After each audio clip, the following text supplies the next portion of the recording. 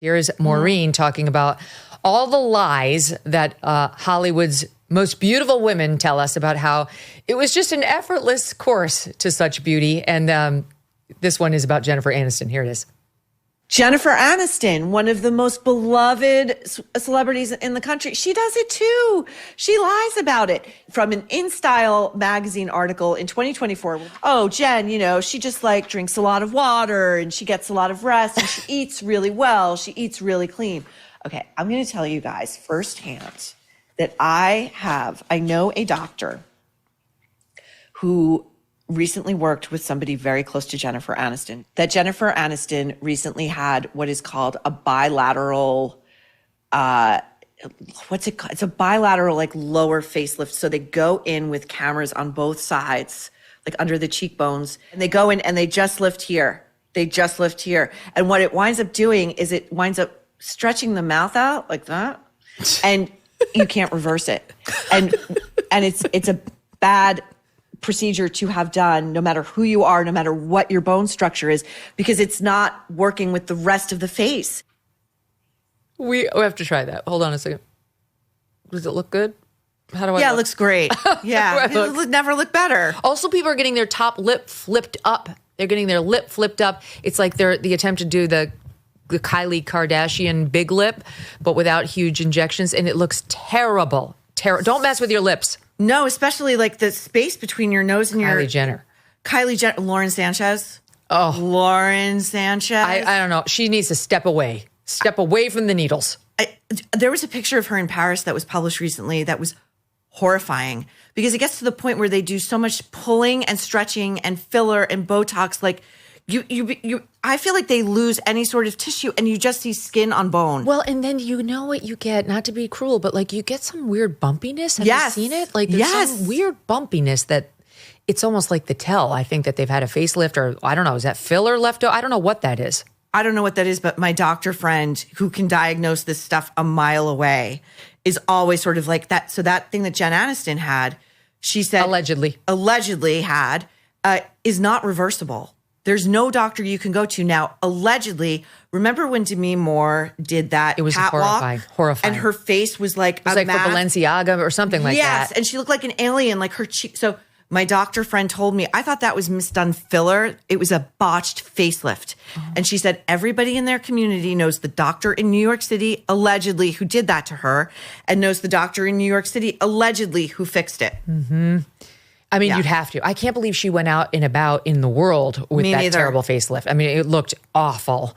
I don't know. I think Demi Moore is probably kind of addicted to all the plastic surgeries because there have been so many reports about doing the arms and doing the legs and doing the crotch and you can get all the, I mean, not crotch specifically, but you remember when she came out, was it for G.I. Jane or whatever? But she kind of had a resurgence after a low period in her career and she looked, 15 years younger. Yes. And there were all these reports, which she denied, they never confirmed them, that she'd had everything operated on, hikes in the arms and hikes in the legs and hikes in, I don't know. A friend of mine had the leg lifted, the leg, so that the knees don't look old.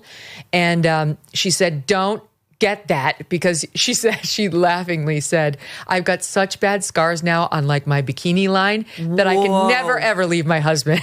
Oh my God. Or wear a bathing suit that doesn't have a matronly skirt. Right. Or the boy shorts now only, I guess. Oh my God. She's very open about what she's had done and she had me in hysterics talking about this. Oh my God. But anyway, this nonsense of it's just my water, that is a bridge too far. I love it. And in that segment, I closed with my favorite example of recent years, which was Giselle Bündchen in a burqa outside a head to toe burqa outside her plastic surgeon's office in Paris. Yes. Okay. And then 5 years later, she issues all these cookbooks and I'm so pure, everything's pure and I ride horses and it's just the sun and my athleticism and it's not. Yeah. It's not. It's such a line of bullshit they sell to women and I hate it. It's designed to make us all feel terrible about ourselves. That's right. And they won't own their own insecurities well, they're and perfect. confess it. Right. They just born that way. Born that way. So on the knees, as you get older, of course, your skin does start to drape and the knees are a tell. And I recently saw a picture of Cindy Crawford and one of Melania Trump where they both have the knee starting to sag. And I thought, Thank God. It makes you feel better. I have it too. I did like 3 years ago have a laser tried out on my knee. You can do that. Yeah. My derm was like, yeah, we could try that. And I'm like, okay, sure. It hurt so badly. She gave me nitrous oxide I had to go on laughing gas. It hurt like a mofo. It did make the knee look better. I'm not going to lie. But then it goes right back. They can do amazing things with lasers these days. Yeah. I had a recent laser, I'm going to say maybe 6 months ago. And I was like, I have a pretty high pain tolerance. And this thing, this was killing me. It was killing me. They were like, well, next time we could give you Valium. I was like, you should have started with that. Yeah, right. Okay, why did you hold out?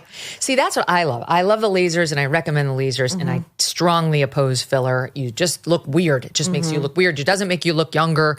By the way, there's no woman who's stuffed up with filler who you're like, oh, she's 30 when she's 50. Nobody thinks that. No, and I think you have to go to a doctor. I love my derm because she's like, if you want something and I think it's too much or wrong for you, I'm going to say no. And I'm going to say no again. And you can go to somebody else, because I do think you can, once you start, it's like when you're renovating a house, right? Once you start seeing what's wrong and got corrected, all you can see sometimes are imperfections, and your skin is like I'm like kind of in awe of like how you're, and I love that you're open about lasers and extensions and like all this stuff. Like, yes, I will say, well done filler. Like I have gotten filler under my eyes for maybe the past 5 years. And it can, if it's done well, it can really correct, like if you're beginning to feel like you're losing a hollowed out a little bit. But the side effect of it is that you don't really need concealer anymore. Oh. It gets rid of the dark circles. Now you're talking me into it. Wait, does it hurt to get needles and that? Not really, no. You just get numbed up. You just get numbed up. And you wait 30 minutes. That's such a sensitive area. She's a genius. Oh, what can I say? Dr. Jessica Weiser in Soho. Okay. Very nice. She got the shout out. Well, I do love the lasers. And I've told the audience, I try to get 2 Fraxels a year, once every 6 months. And honestly, I just had one. I just had one last week. You couldn't even tell. I was on the air. You couldn't tell that I was post Fraxel. You don't really have much downtime. You don't. If you don't go like too crazy with it. And then in between the Fraxels, I'll have this it's called a Pico and a Clear and Brilliant from time to time. What's a Pico? It's nothing. I mean, it's a nothing burger. There's no downtime. It doesn't hurt.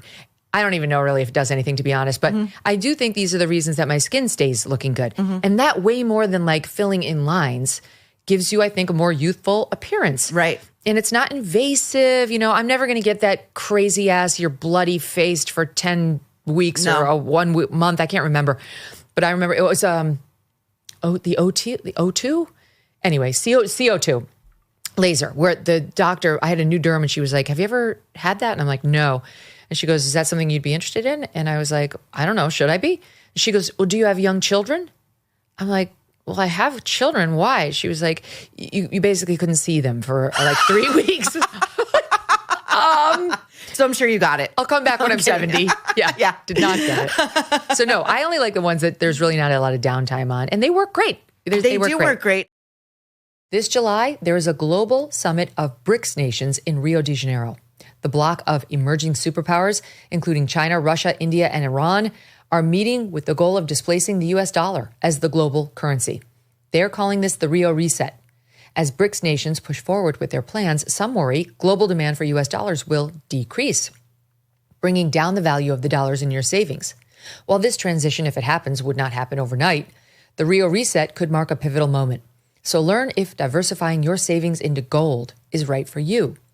Birch Gold Group can help you move your hard-earned savings into a tax-sheltered IRA in precious metals. Claim your free info kit on gold by texting MK to the number 989898. With an A+ rating from the Better Business Bureau and tens of thousands of happy customers, let Birch Gold arm you with a free, no-obligation info kit on owning gold before July and the Rio Reset. Text MK to the number 989898 today. Thanks so much for watching. If you like what you just saw, hit the subscribe button for more clips and full episodes.